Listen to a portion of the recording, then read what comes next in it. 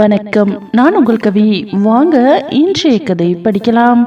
மருதுவும் சுபாவும் அவளின் மாமியாரிடம் பேசிக்கொண்டிருக்கும் போது அறையில் இருந்த தர்மராஜ் வெளியே வந்தார். இங்கே பாருங்கம்மா, நீங்கள் பேசின எல்லாத்தையும் கேட்டுட்டு தான் இருந்தேன். எனக்கும் இந்த பெண்ணுக்கு நடந்த கொடுமை எல்லாமே தெரியும். எங்கள் வீட்டு பொண்ணு உங்ககிட்ட அனுபவிச்சிருக்கால, அதனால் எனக்கும் கொஞ்சம் உங்களை பற்றி தெரியும்.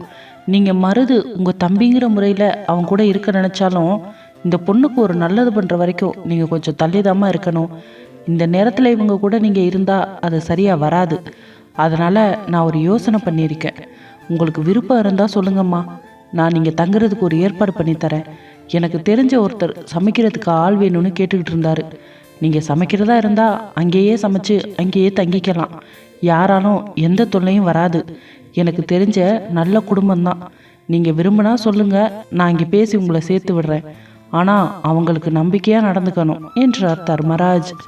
சிறிது நேரம் யோசித்த பிறகு, ஐயா, நான் யமுனா கிட்ட நடந்துக்கிட்டதெல்லாம் உண்மைதான். அவங்கள நான் படாத பாடுபடுத்தினேன். ஆனால் இப்போ திருந்திட்டேயா, என் தப்பை உணர்ந்துட்டேன். நீங்களா பார்த்து எனக்கு ஒரு வழியை காட்டுங்க ஐயா, நான் என் வாழ்க்கையை பார்த்துக்கிறேன் என்றாள் சுபாவின் மாமியார். உங்களுக்கு விருப்பம்னா இன்னைக்கே நீங்கள் போய் சேர்ந்துடலாமா என்றார் தர்மராஜ். அவங்களும் சாப்பாட்டுக்கு ரொம்ப கஷ்டப்படுறாங்க என்றார் அவர். சரிங்கய்யா, நான் போறேன் என்றாள் சுபாவின் மாமியார். அக்கா, சொல்றேன்னு தப்பா நினைக்காத. சூழ்நிலை நம்ம கையை மீறி போயிடுச்சு. அதனால தான் என்னால் இன்னைக்கு உனக்கு கை கொடுத்து உதவ முடியலை என்றார் மருது. பரவாயில்ல, இப்போ எனக்கு ஒரு இடம் கிடைக்குதுன்னா அதுவும் உங்களால் தானே. நான் அங்கேயே போய்க்கிறேன். ஐயா, அட்ரஸ் இருந்தால் கொடுங்க ஐயா. நீங்கள் ஒரு வார்த்தை சொல்லிடுங்க, நான் போய் அவங்கள பார்க்குறேன் என்றாள் அவள். தர்மராஜ் போக்குவரத்துக்கு பணத்தையும் அட்ரஸையும் கொடுத்து போயிட்டு வாங்கம்மா என்று அனுப்பி வைத்து விட்டார். சரி மருது, எனக்கு கொஞ்சம் வெளியில் வேலை இருக்குது, நீங்கள் போய் அப்புறமா அந்த வீட்டை பார்த்துட்டு வந்துடுங்க என்று சொல்லிவிட்டு தர்மராஜ் வெளியே சென்று விட்டார். அப்பா, நீங்கள் இருங்க, நான் போய் சமைச்சு எடுத்துட்டு வரேன் என்று சொல்லிவிட்டு ரோஜா உள்ளே சென்றாள். சுபாவும் ரோஜாவுக்கு ஒத்தாசையாக வேலை பார்த்து கொண்டிருந்தாள். மருது சற்று கண் அசந்தார். அந்த நேரம் ராஜி அங்கே வந்தாள். ரோஜா, ரோஜா, எங்கடி இருக்க என்று ராஜியின் சத்தம் கேட்டு வெளியே ஓடி வந்தாள் ரோஜா. அடேங்கப்பா, இப்போதான் வீட்டுக்கு வழி தெரிஞ்சுதா? ஏண்டி இவ்வளவு நாள் வரவே இல்லை என்றாள் ரோஜா. அதெல்லாம் இருக்கட்டும், நான் ஒரு விஷயம் கேள்விப்பட்டேனே, அது உண்மையா என்றாள் ராஜி. என்ன, அந்த சுபா பொண்ணு விஷயத்தை கேட்குறியா? அவங்கெல்லாம் இங்கே தாண்டி இருக்காங்க, உள்ளதான் இருக்கா என்று ரோஜா சொல்ல, ஆமாண்டி, யமுனா அக்காவுக்கு நடந்த விஷயத்தையெல்லாம் இப்போதான் சொன்னார் அவரு. கேட்டதும் ரொம்ப பதட்டமாயிடுச்சு. அதான் ஓடி வந்தேன். அந்த படுபாவி யமுனா அக்கா வயிற்றுல எட்டி உதைக்க வந்தானாமே, பாவண்டி. அவன் கூட வாழ்ந்து முடிச்ச யமுனா அக்காவும் பாவம், வாழலான்னு நினைச்சு வந்த இந்த அப்பாவி பொண்ணும் பாவம். அப்புறம் அந்த போலீஸ்காரர் சஞ்சய் இவங்களுக்கு ஃப்ரெண்டாமே, அவருக்கு ஒரு குழந்தை இருக்கா, ஆனா அம்மா இல்லையாமே. கேட்ட உடனே கஷ்டமாயிடுச்சுடி ரோஜா. அவர் தானே அந்த பொறுக்கையை தூக்கி உள்ள வச்சது. நல்ல மனுஷனா இருக்காருல்ல. ஆமா, எங்கே ஓ ஹீரோ என்றாள் ராஜி. அவர் இங்கே இருக்காரு, கிளம்பி வெளியில போயிட்டாரு என்றாள் ரோஜா. சரி சரி, சாப்பிட என்ன வச்சிருக்க?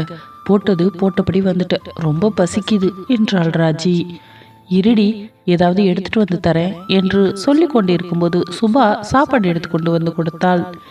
ஏய் சுபா, எப்படி இருக்க என்றாள் ராஜி. நல்லா இருக்கேங்க்கா. நீங்க அன்னைக்கு இவங்க கூட கோவிலுக்கு வந்தீங்கல்ல, அந்த அக்கா தானே?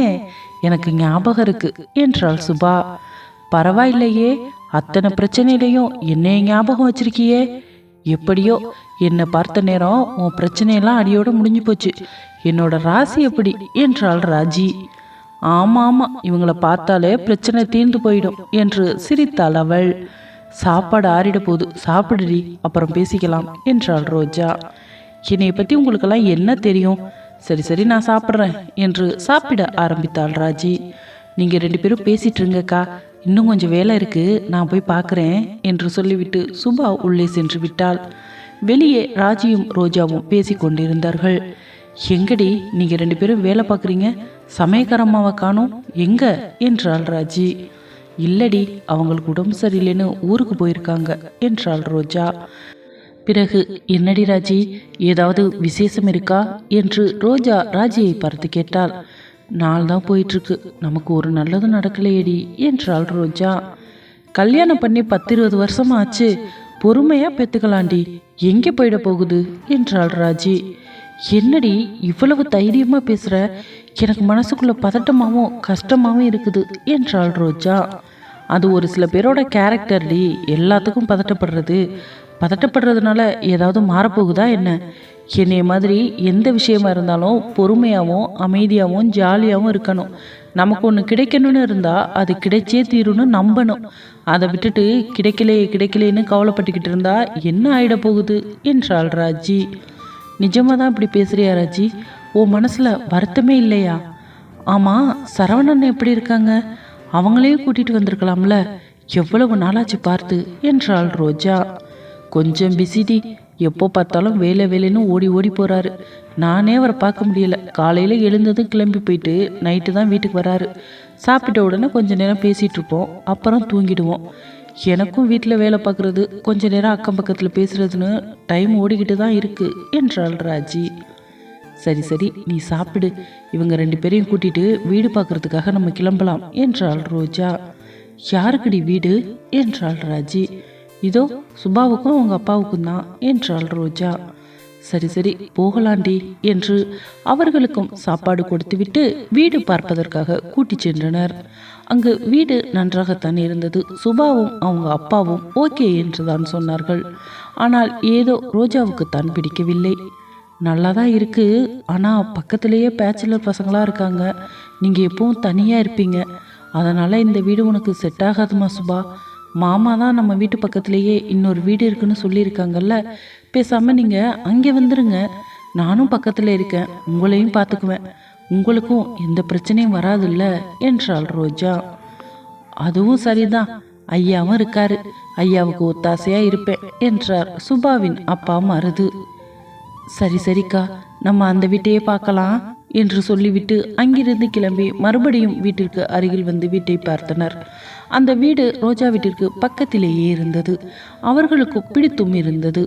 அந்த வீட்டையே முடிவு செய்தனர். பிறகு வீட்டிற்கும் வந்து விட்டனர். தர்மா வீட்டில் இருந்தார். என்னம்மா, வீடெல்லாம் பார்த்துட்டு வந்துட்டீங்களா? பிடிச்சிருக்கா என்றார். பிடிச்சிருக்கு மாமா, நல்லா தான் இருக்கு. அந்த வீட்டுக்கு பக்கத்தில் நிறைய பேச்சுலர் பசங்க இருக்காங்க, அது சுபாவுக்கு பாதுகாப்பாக இருக்காதுன்னு நினச்சேன், அதனால தான் மாமா இந்த வீட்டுக்கு கூட்டிகிட்டு வந்து பார்த்தேன். இது பிடிச்சிருக்கு என்றாள் ரோஜா. இவங்களுக்கு பிடிக்கணுமா, அதான் முக்கியம். மருது பக்கத்தில் இருந்தாலும் எனக்கு சந்தோஷம்தான் என்றார் தர்மராஜ். என்னம்மா ராஜி, எப்படி இருக்க? சரவணன் இந்த பக்கம் ஆளையே காணோம், நீ நல்லா இருக்கியா? சாப்பிட்டியாம்மா என்றார் தர்மராஜ்.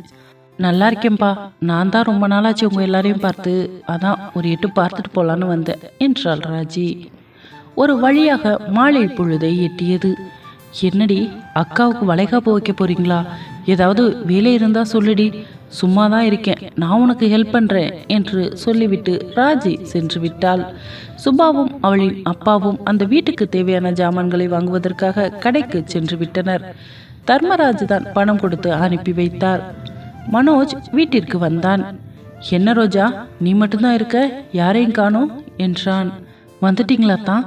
அவங்க எல்லாரும் வெளியில் போயிருக்காங்க, அவங்களுக்கு வீடு பார்த்தாச்சு, நாளைக்கு பால் காய்ச்சலான்னு அவங்களுக்கு தேவையான பொருள் எல்லாம் வாங்க போயிருக்காங்க. மாமாவும் கோவிலுக்கு போயிட்டு வரேன்னு சொல்லிட்டு போயிருக்காரு. பாவம் அந்த பொண்ணு சுபா, இந்த சின்ன வயசில் எவ்வளவு பிரச்சனை. அந்த பொண்ணு இந்த மோசமான வாழ்க்கையிலேருந்து சீக்கிரமாக வெளியே வரணுங்க என்று ரோஜா சொல்ல, நீ பேசாம ஒரு சொம்பை எடுத்து கையில் வச்சுக்கிட்டு ஒரு மரத்தடியில் போய் உட்கார்ந்துடலான்னு நினைக்கிறேன், ஏதாவது ஒரு பஞ்சாயத்து பண்ணிக்கிட்டே இருக்கியே என்றான் மனோஜ் கிண்டலாக. உங்களுக்கு அதில் ஏதாவது வருத்தமாத்தான்? நான் தேவையில்லாமல் அடுத்தவங்க விஷயத்தில் தலையிடுறேன்னு நினைக்கிறீங்களா என்றாள் ரோஜா. ஏய் ரோஜா, என்னடி லூஸ் மாதிரி பேசுகிற? நான் கிண்டலுக்காக சொன்னேன் என்றான் மனோஜ். நம்ம எல்லாருக்குமே பிரச்சனை இருக்குது, ஆனால் வித்தியாசமாக இருக்குது, அவ்வளவுதான். நமக்கு ஒரு பிரச்சனை, சுபாவுக்கு ஒரு பிரச்சனை, சஞ்சய் அண்ணாவுக்கு ஒரு பிரச்சனை, யமுனா அக்கா கங்கா அக்காவுக்கு வேறு விதமான பிரச்சனை. எல்லாருக்கும் பிரச்சனைங்கிறது ஒன்று தான், ஆனால் பிரச்சனையோட விதம் தான் வேற வேறையாக இருக்குது என்றாள் ரோஜா. பிரச்சனை ஓகேடி, ஆனால் உனக்கு என்ன பிரச்சனை என்றான் மனோஜ். எனக்கு என்ன பிரச்சனையா? சொன்னால் நீங்கள் திட்டுவீங்க என்றாள் ரோஜா. சரி திட்டலை, சொல்லு, உன் பிரச்சனை என்ன ரோஜா? பிரச்சனையை தீர்த்து வைக்க தானேடி உன் பக்கத்திலேயே நான் இருக்கேன். என்கிட்ட சொல்லாம வேற யார்கிட்ட சொல்ல போற என்று சொல்லிக்கொண்டே, அப்போ இப்போ வீட்டில் யாருமே இல்லை உன்னையும் என்னையும் தவிர என்று சொல்லிக்கொண்டு அவன் அவளுக்காக வாங்கி கொண்டு வந்த மல்லிகை பூவை அவளிடம் கொடுத்தான். என்ன சார், மல்லிகை பூவோட வந்திருக்கீங்க என்றாள் ரோஜா. ஆமா, எப்போ பார்த்தாலும் ஒரே டென்ஷன் பிரச்சனை, அதான் உனக்காக மல்லிப்பூ வாங்கிட்டு வந்தேன் என்றான் அவன். பிரச்சனையில் இருக்கும்போது மல்லிப்பூ வச்சா சரியாயிடுமாத்தான் என்றாள் ரோஜா. ஆமாண்டி, அது உனக்கு தெரியாதா? பூ வச்சா உன் அத்தானுக்கு நீ ஏதாவது வேலை செய்யணும், அப்புறம் டென்ஷன் குறைஞ்சிடும், பிரச்சனை சரியாயிடும் என்றான் மனோஜ். ஆனா அத்தான், நீங்க இருக்கீங்களே, சரியான ஆளுதான் என்று ரோஜா சொல்ல, குழம்பின குட்டையில தாண்டி தெளிவு பிறக்கும். நீ டென்ஷனா இருக்கடி பொண்டாட்டி, உன்னைய ரிலாக்ஸ் பண்ணலாம்னு நினைக்கிறேன், அது தப்பா என்றான் மனோஜ். சரிங்கத்தான், அக்கா வளைகாப்புக்கு நிறைய வேலை செய்யணும், தலைக்கு மேலே வேலை இருக்கு.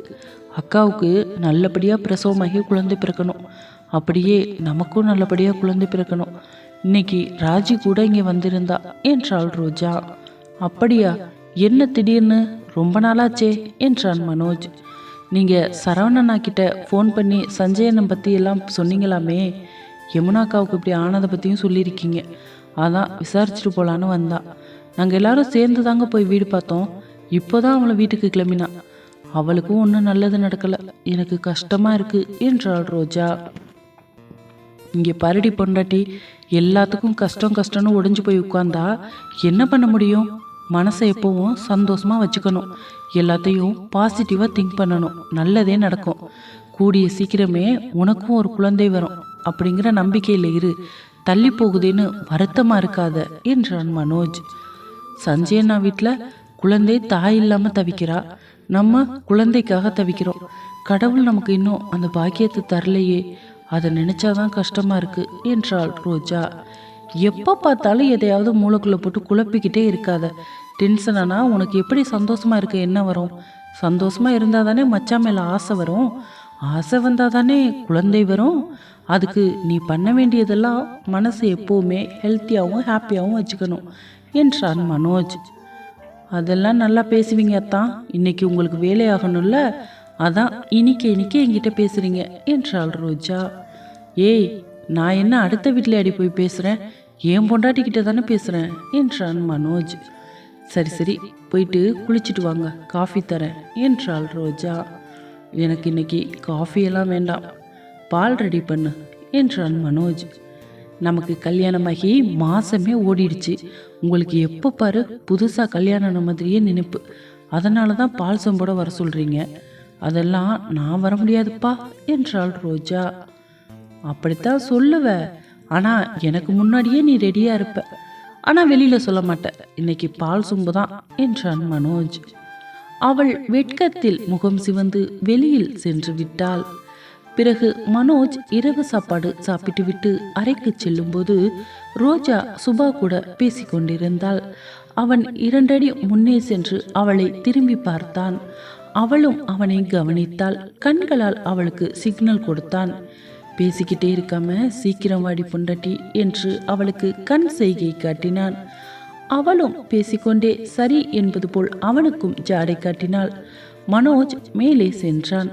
சரிம்மா சுபா, நீயும் அப்பாவும் அந்த ரூமில் போய் படுத்துக்கோங்க, தண்ணியெல்லாம் எடுத்துக்கொண்டு போய் வச்சுட்டேன், காலையில் நேரத்திலே எழுந்து போகணும், பால் காய்ச்ச என்றாள் ரோஜா. நீங்கள் சொல்கிறது சரிதாங்க்கா, நேரத்திலேயே உறங்க போயிட்டா சீக்கிரமே அங்கே போயிடலாம், நீங்கள் அவ்வளோ சீக்கிரம் எழுந்திரிச்சிடுவீங்களாக்கா என்றாள் சுபா. நான் எழுந்திரிச்சிடுவேன், நீ போய் தூங்கு சுபா, வேறு ஏதாவது வேணுமா என்றாள் ரோஜா. எதுவும் வேண்டாக்கா, நான் போய் படுத்துக்கிறேன் என்று சொல்லிவிட்டு சுபா சென்று விட்டாள். பாலை காய்ச்சி கொண்டு இருக்கும்போது மனோஜை நினைத்து வெக்கப்பட்டாள் ரோஜா. சார் இன்னைக்கு ஃபுல் மூடில் வந்திருக்கார் போல, வேண்டாம் வேண்டான்னு சொன்னாலும் விடமாட்டார். ஆனால் என்னோட அத்தனை கஷ்டத்துக்கும் அருமருந்து என் அத்தா மட்டும்தான். எத்தனை பிரச்சனைகளை அவர்கிட்ட சொல்லி வருத்தப்பட்டாலும் மொத்தமாக கேட்டுக்கிட்டு எல்லாத்துக்கும் நான் இருக்கேன்னு சொல்லி அவர் நெஞ்சோடு அணைச்சிக்கொள்ள எனக்கு ஒரு இடம் கொடுத்துருக்காரு. உண்மையிலேயே அது வரம்தான். நான் கொடுத்து வச்சவ தான். அவர் என்னை கட்டி அணைச்சி ஆறுதல் சொல்கிற அந்த 5 நிமிஷம் என் துன்பம் எல்லாம் தூர விலகி போயிடும். நம்மளை அப்படி பார்த்துக்கிற அவர் ஆசையாக கூப்பிடும்போது என்னை அவருக்கு முழுமையாக கொடுக்கறதுல என்ன ஒரு சுகம். கொஞ்சம் கொஞ்சம்னு சொல்லி கொஞ்சம் கூட மிச்சம் வைக்காம மொத்தமாக எடுத்துக்குவார் என்று வெக்கப்பட்டு சிரித்தாள். பால் கொதித்து பொங்கியது. அந்த பாலை சொம்பில் ஊற்றிக்கொண்டு மாடிக்கு சென்றாள் ரோஜா. இவளின் வருகைக்காக காத்து கொண்டிருந்தான் மனோஜ்.